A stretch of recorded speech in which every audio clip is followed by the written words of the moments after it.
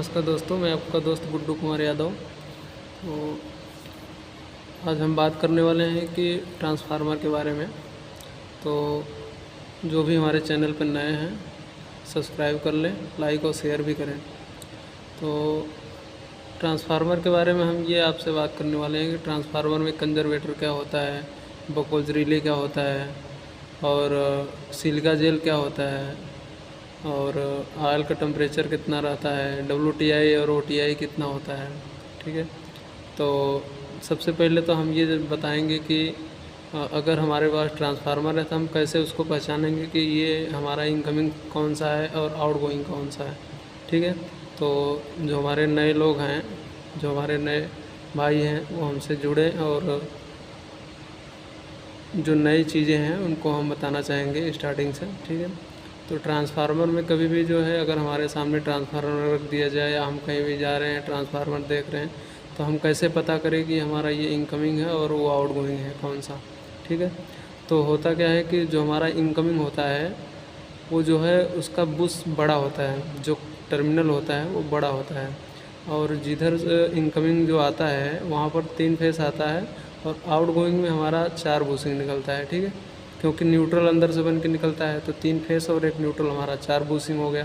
तो हम उसको सीधा यहीं से पहचानेंगे कि जो इनकमिंग होता है उसका बुशिंग बड़ा होता है और उसके बाद जो है उसमें 3 फेस आता है। ठीक है। जब आउटगोइंग निकलता है तो उसमें 3 बुश हो जाता है और एक जो है बुश न्यूट्रल का हो जाता है, हमारा 4 बुश निकलता है और वो बुश छोटा होता है। ठीक है। तो हम कैसे पहचानेंगे कि जब हमारा बुशिंग जो होता है इनकमिंग का वो बड़ा होता है, उसमें 3 रहता है, और आउटगोइंग का जो रहता है वो हमारा 4 बुश होता है। ठीक है। 3 फेस और एक न्यूट्रल का।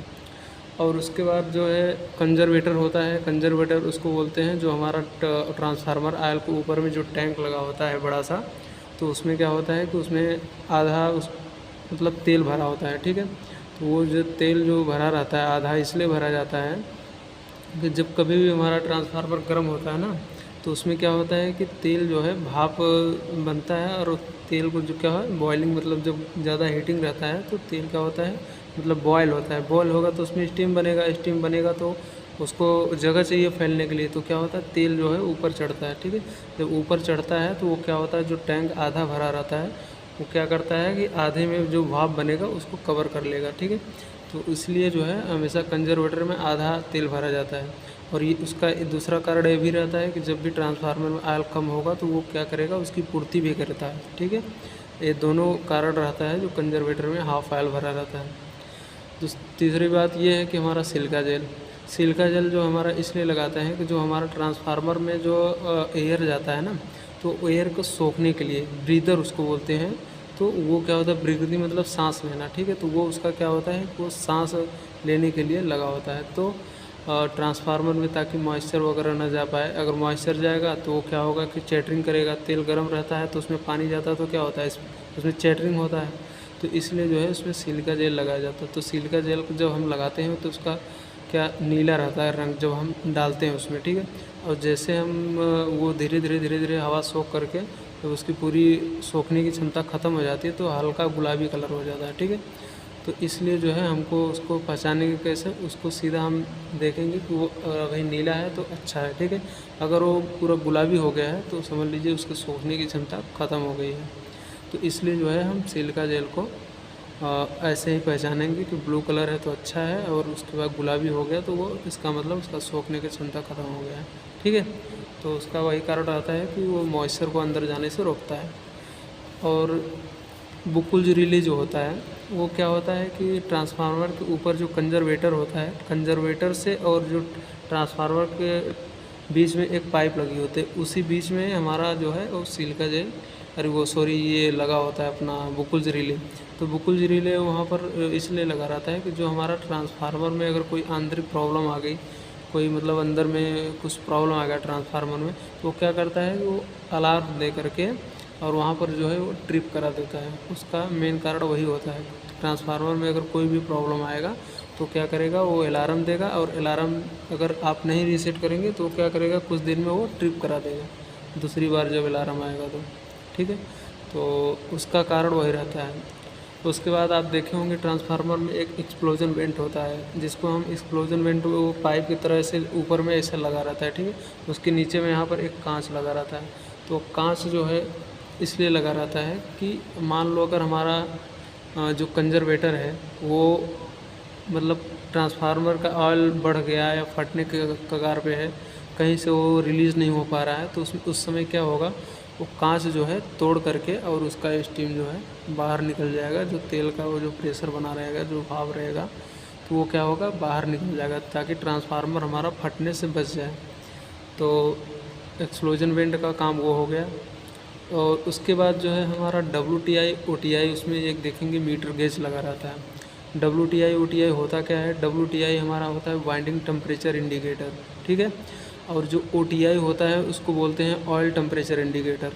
तो हमारा जो है कभी भी क्वेश्चन ये बनता है कि हमारा WTI ज़्यादा होता है कि OTI ज़्यादा होता है। तो उस कंडीशन में हमको सोचना ये है कि WTI मतलब बाइंडिंग का टेम्परेचर होता है और OTI मतलब ऑयल का टेम्परेचर होता है। और ऑयल हम लोग इसलिए डालते हैं ट्रांसफार्मर में ताकि बाइंडिंग हमारा ठंडा रहे, कूल रहे। तो जब अगर हमारा ऑयल ही का टेम्परेचर ज़्यादा हो जाएगा तो हमारा बाइंडिंग टेम्परेचर कैसे कंट्रोल करेगा। तो उस कंडीशन में हम ये दिमाग लगाएंगे कि नहीं टेम्परेचर हमारा ज़्यादा होगा और ऑयल हमारा कम रहेगा, ताकि टेम्परेचर को कूल्ड कर सके, ठीक है, ठंडा कर सके। तो उस कंडीशन में हमें ये ध्यान ज़रूर रखना है। तो उस समय जो है हमारा WTI जो है ज़्यादा होता है बाइंडिंग का टेम्परेचर, और ऑयल टेम्परेचर कम होता है। तो हमारा जो ऑयल टेम्परेचर का सेटिंग रहता है वो 85 से 75 से 85 रहता है। और जो WTI रहता है वो 85 से 95 रहता है सेटिंग। मतलब 85 पे अलार्म आएगा, अगर आप वो नहीं करोगे तो 95 पे वो क्या करेगा, ट्रिप कर जाएगा। 95 डिग्री सेल्सियस पे वो ट्रिप करा देगा ट्रांसफार्मर को, ठीक है। तो इसलिए जो है वो WTI और OTI का यही काम है। तो ट्रांसफार्मर में हमारा जो ये चीज़ें हैं नॉर्मली, तो बाकी यही रहता है। और ऑयल का जो हमारा फिल्ट्रेशन होता है ना, फिल्ट्रेशन का जो वैल्यू होता है ना, वो कभी भी अगर 85 डिग्री सेल्सियस नीचे आ गया तो हमारा वो वैल्यू सही नहीं है। और जो हमारा उसका 55 एक्यूरेट होना चाहिए। अगर 55-60 के आसपास है तो अच्छा है, उससे ऊपर अगर जाएगा तो ठीक है। तो ऑयल फिल्ट्रेशन का हम जो काम करते हैं वो हमारा जो है उसका वो रहता है, वही पहचानते हैं सील का जल से कि उसमें मॉइस्चर घुस गया है और उसमें चैटरिंग होने लगती है। तो ये सब चीज़ें हैं उसको पहचानने का, ठीक है।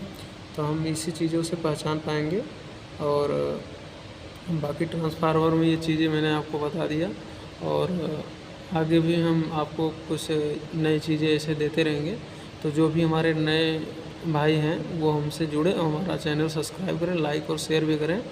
तो बाकी जो भी कुछ अगर जानकारी चाहिए किसी भी भाई को, तो वो हमारे कमेंट बॉक्स में कमेंट कर सकता है और हमसे पूछ सकते हैं, ठीक है। बाकी हम फिर मिलते हैं आपको अगले वीडियो में, तब तक के लिए नमस्कार।